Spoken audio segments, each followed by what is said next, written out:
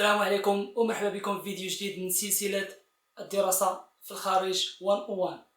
الحلقة ديال اليوم غادي تكون على شهادة إتقان اللغة الإنجليزية اللي هي الآيلتس، وتكون مقارنة بينها وبين التوفل. فأي واحد مهتم بالدراسة بالخارج أو الهجرة إلى الدول الناطقة باللغة الإنجليزية ككندا، أستراليا، الولايات المتحدة، بريطانيا، نيوزيلندا، تبع معايا الفيديو غادي تستافد ان شاء الله. يلا نبداو على بركه الله. اولا شنو هي الايلتس؟ الايلتس ببساطه هي International English Language Testing System، والتوفل كتعني Test of English as a Foreign Language. كاينين جوج انواع في الايلتس، كاين General Training وكاين الاكاديميك. حنا مهتمين بالاكاديميك لان مهتمين بالدراسه في الخارج. الناس اللي باغيين يمشيو ليميغراسيون ولا باغيين يخدموا على برا، فمن الاحسن انهم ياخذوا جينيرال ترينين ساهل على الاكاديميك، وما محتاجينش انهم يديروا الاكاديميك. بالنسبه للطلبه فجينيرال ترينين ما مقبولش من عند تقريبا كاع الجامعات، فمن الاحسن انكم ديروا الاكاديميك. نديروا مقارنه سريعه ما بين الايلتس وما بين التوفل. كلهم فيهم 4 لي موديول، كاين listening، reading، writing and speaking. هاد 4 لي موديول كاينين في جوج الامتحانات، سواء خديتي دوز الايلتس او لا دوز التوفل، فعول انك غادي دوزهم كاملين. الفرق الاولاني اللي كاين ما بين الايلتس والتوفل ان التوفل كيكون كدوزو اونلاين، كدوزو في بيسي، والايلتس سواء دوزو في بيسي او لا دوزو كتابي. الفرق الثاني هو مدة الامتحان. في التوفل عندك 4 سوايع وعندك 10 دقائق ديال البريك ما بين جوج لي موديول الاولاني وجوج الثانيين. في الايلتس عندك 3 لي موديول الاولانيين كتدوزهم فيهم جوج سوايع و45 دقيقة. سبيكين سواء غادي دوزو في نفس النهار او لا قبل او لا من بعد داك الامتحان، ممكن دوزو على بعد 7 ايام ولا 5 ايام ولا 3 ايام، سا ديبون. الثمن تقريبا بحال حاليا التوفل على ما اعتقد 2200 درهم، والايلتس داير 2500 درهم في البريتيش كونسل في المغرب، سواء في الرباط، في كازا، في طنجة، في مراكش، فاش كاينين. السؤال اللي مطروح هنا، واش كاين غير التوفل والايلتس؟ لا، ما كاينش غير الايلتس والتوفل في لونجلي. كاينين بزاف ديال لي تيست اللي ممكن الواحد يدوز، لكن هادو اللي مطلوبين بالدرجه الاولى وخصوصا الايلتس. دونك ممكن انك تدوز كامبريدج انجليش بروفيشنسي، كدوزو حتى هو في البريتيش كونسل، تساوي 2200 درهم عوض الايلتس. لكن راه بحال كاينين بزاف، ولكن اللي مهم هو الايلتس. ندوزو نعطيو معلومات شويه على الامتحان كي داير. نبداو بالريدين غادي يعطيوك 3 لي باساج كبار طوال، كل باساج فيه تقريبا واحد 13 سؤال حتى 14 سؤال. في التوتال عندك 40 سؤال في الريدين، خاصك تجاوب عليهم في 60 دقيقه اللي هي ساعه. الليسنين عندك 30 دقيقه باش انك تسمع دوك لي كونفرساسيون، سواء يكونوا مونولوج ولا يكونوا جروب، سواء جوج الناس ولا 3 الناس. عندك 40 سؤال وعندك 30 دقيقه ديال لي زوديو، وتيزيدوك واحد 15 دقيقه باش تكوبي دوك الاجوبه ديالك، الورقه تاع الامتحان، الورقه تاع الاجوبه. الرايتين عندك فيه 60 دقيقه اللي هي ساعه، وعندك جوج لي سي. الايسي الاولاني تيكون يا اما غراف يا اما خريطه يا اما جدول كدير له الوصف. الايسي الثاني تيكون اوبينيون، تيكون واحد سيتويشن بحال هكا، تيقول لك اعطي الراي ديالك او لا ناقش الراي والراي الاخر. هذاك هو اللي مهم بزاف اكثر من الاولاني تيكون سهل. سبيكين كما قلت لكم، سبيكين راه ممكن يكون في نفس النهار، ممكن يجيكم في السيمانه قبل، ممكن يجيكم من بعد ما كدوزو الكتابي. من بعد ما كدوزو هذاك الكتابي ممكن انهم يصيفطوا لكم ميل باش انكم يعطيوكم الموعد ديال سبيكين تكون فيه ما بين 11 دقيقه حتى 14 دقيقه. فيه جوج انواع ولا 3 انواع لي تاسك. التاسك الاولاني تيكون واحد التوبيك اللي تيكون عادي بحال انتروداكسيون، بحال شي تخربقه بحال هكا، تيكون ساهل. والثاني تيكون واحد السيتوياسيون بحال هكا تعطيوها لك، من بعد كدوي عليها، ومن بعد ليكزامينر كيناقشها معاك، يعني كيعطيك اسئله وانت كتجاوب. المشكل هنايا ان الاكزامينر غالبا تيكون مغربي، والمغاربه راكم عارفين كيحكروا وكيبغيو كلشي يكون بارفي. ممكن انه في الهند مثلا يقدر انه الواحد يجيب 7 8 9 في سبيكين واخا ما كيدويش لونجلي مزيان. في المغرب من المستحيل باش انهم يعطوك 9.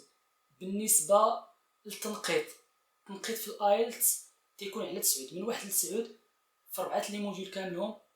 في سبيكين من 1 ل 9، في الريدين من 1 ل 9، رايتين كلهم تيكون 1 ل 9، وفي الاوفر اول تيكون 1 ل 9. مفيش ناجح ولا ساقط ولا مفيش داكشي، فيه شحال جبتي، يا اما تجيب 1 يا اما تجيب 2 يا اما تجيب 6 يا اما تجيب 7. في الطوفل تيكون على 120، كل موديول تيكون على 30، اوفر اول تيكون على 120.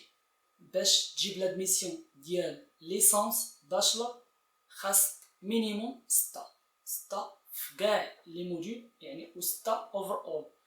في الايلتس باش انك تجيب لادميسيون ديال الباشلر، باش تجيب لادميسيون ديال الماستر تخصك 6.5 الفوق. 6.5 هي اقل حاجه في الماستر. في الدكتوراه باش تجيب لادميسيون ديال الدكتوراه 6.5 هي اقل حاجه.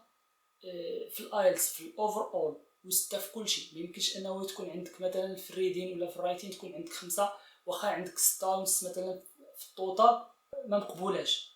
دابا نجيو البريباراسيون صراحه عندكم اختيارات كثيره، خصوصا انه الانترنت كاين بزاف د الماتيريال، كاين بزاف فين تقرا. الاختيار الاولاني تيكون انك خاصك تخلص فورماسيون، تخلص بريباراسيون عند البريتيش كونسل سواء في كازا في الرباط في مكان، تساوي 1800 درهم على ما اعتقد 3 شهور اللي فيها. ولكن خاصك هو الاول يكون عندك مستوى جيد في الانجليزيه، يكون عندك مستوى تاع متوسط يعني B1. الاختيار الثاني هو ان ملي كتسجل باش دوز الامتحان ديال ايلتس في البريتيش كونسل كتخلص، كيعطيوك لاكسي لي فيديو والماتيريال ديال ايلتس في الموقع الرسمي ديال البريتيش كونسل. تماك دير بريباراسيون، تقدر دير بريباراسيون غير تماك. الاختيار الثالث تيكون ايديكس. الا كنتو عارفين ايديكس فيها واحد بريباراسيون غراتويت دايرها لينيفرسيتي اوف كوينسلاند استراليا. هذيك اليونيفرسيتي ديال استراليا دايره واحد الفورماسيون على البريباراسيون ديال الايلتس مجانا. ولا بغيتي دوز عندهم امتحان وتاخذ سيرتيفيكا كتخلص $126 اللي هي تقريبا واحد 880 درهم ديالنا حنا. الاختيار الثالث اللي بطبيعه الحال هو اليوتيوب فيه كلشي، فيه مجموعه كبيره من القنوات اللي هما اساتذه محترفين نيتيفز كيشرحوا الايلتس بالتفصيل الممل. تماك غادي توجد الايلتس وتوجد مزيان، وممكن غير من اليوتيوب تجيب باند سكور مزيانه. كاينين قنوات مزيانين، كاين مثلا واحد القناه سميتها ايلتس باي IDP مزيانه. القناه الثانيه سميتها ايلتس سايمون مزيانه. كاين قناه واحده اخرى سميتها ايلتس اوفيشال، هذيك حتى هي قناه مزيانه وداكشي عندهم احترافي نقي. وكاينه واحد استاذه بريطانيه سميتها ليز، والقناه ديالها سميتها ايلتس ليز. صراحه مزيانه، تبريباريو عندها، تبعوها في لي فيديو ديالها، عندها كل شيء تقريبا في 4 لي موديول كاملهم شرح داكشي مزيان. صراحه انا بريباريت مع هادي داكشي ديالها واضح باين. بريباريو عندها، ما تحتاجوش كاع انكم مثلا ديروا شي فورماسيون واحده اخرى اللي تكون بيونط وتخلصوا الفلوس. بزاف الطلبه كيعتقدوا انهم الا كيتقنوا اللغه الانجليزيه فراه ممكن يمشيو انهم يدوزوا الامتحان ديال الايلتس ديريكت. فما كنظنش انه اي واحد دار هذه القضيه فغادي يجيب سكور مزيان. ولو انك تكون خريج ديال الدراسات الانجليزيه في لافاك، ماشي بالضروره انك غادي تمشي دوز الايلتس وتجيب فيه سكور مزيان، لانه ما عندوش علاقه باللغه، عنده علاقه بخاصك تعرف القوالب ديال الايلتس. كل سؤال كيفاش تجاوب عليه راه باين انه عندك انت 3 لي باساج كبار وعندك 40 سؤال وعندك غير ساعه المكانه. راه ما يمكنش انك زعما الا مشيتي باش تقرا بشويه عليك وكذا راه ما يمكنش انك تجاوب عليهم كاملين. لذا كل سؤال عنده الطريقه ديالو، وكاين بزاف الانواع ديال الاسئله. كل واحد غير كتقرا السؤال انت كتعرف النوع ديالو وكتعرف كيفاش تمشي تقلب على الجواب في التكست. غير كدوز عينك بحال هكا غالبا راه كتلقى الجواب. دونك خاصك تبريباري ليه مزيان، تعرف الانواع ديال الاسئله، الطريقه كيفاش تجاوب عليهم، وتلعب على الوقت وفي اللي سنين حتى هو فيه نفس المشكل. عندك 30 دقيقه وما يمكنش انك توقف الاوديو، ولا ما يمكنش ترجع للور، ولا مشى عليك السؤال صافي غير فوتو دوز لحاجه واحده اخرى. دونك باش تنجح، باش تجيب سكور مزيان في الايلتس، خاصك بريباراسيون تكون مزيانه. ما تمشيش دوز الايلتس وانت ما بريباريش مزيان، لان غير كتخسر الفلوس. هنا راه ما كاينش زعما واحد الليميت، ما يمكنش مثلا مشيتي ضيعتي واحد الامتحان ما جبتيش فيه مزيان ما يمكنش تعاود. لا، عاود تو كان تجيب داكشي اللي بغيتي. جبتي هاد المره 6 عاود جيب 6، جبتي مره اخرى جيب 7، فهمتي؟ ولكن من الاحسن ما تمشيوش دوزو حتى تبريباري مزيان. باش تبريباري خاصك واحد 3 كتوبه تقراهم مهمين. الكتاب الاولاني اللي هو عباره عن جيد ديال كامبريدج، سميتو كامبريدج جايد تو ايلتس مثلا. هذا الكتاب الاولاني تيعطيك دوك الانواع تاع الاسئله كيفاش تجاوب عليهم، كاع دوك الابجديات ولا الاساسيات ديال الامتحان، كيفاش توجد الامتحان، كيفاش تجاوب على الاسئله، كيفاش تلعب على الوقت. هنا غادي تعرف كل شيء في هذا الكتاب. هذا الكتاب الثاني اللي هو ديال بارونز. الا كنتو عارفين بارونز راه معروف لي سيري ديالو في الايلتس، الناس اللي كيدوزو امتحانات ولا ديال لونجلي معروف خصوصا في الرايتين. الكتاب الثالث اللي هو دوك لي سيري ديال كامبريدج، من الاحسن انكم تبداو بالاصدار الاخير كامبريدج 14، ايلتس كامبريدج 14. من الاحسن انكم تبداو بالاصدار الاخير ديال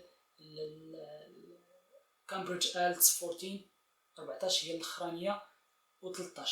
هادو يقدروا يكفاوكم غير جوج، غير 14 و13. سي عندكم الوقت ممكن انكم دوزو 12 و11 وداكشي كله. نتمنى انني ما طولتش عليكم. هادشي اللي كاين في هذا الفيديو.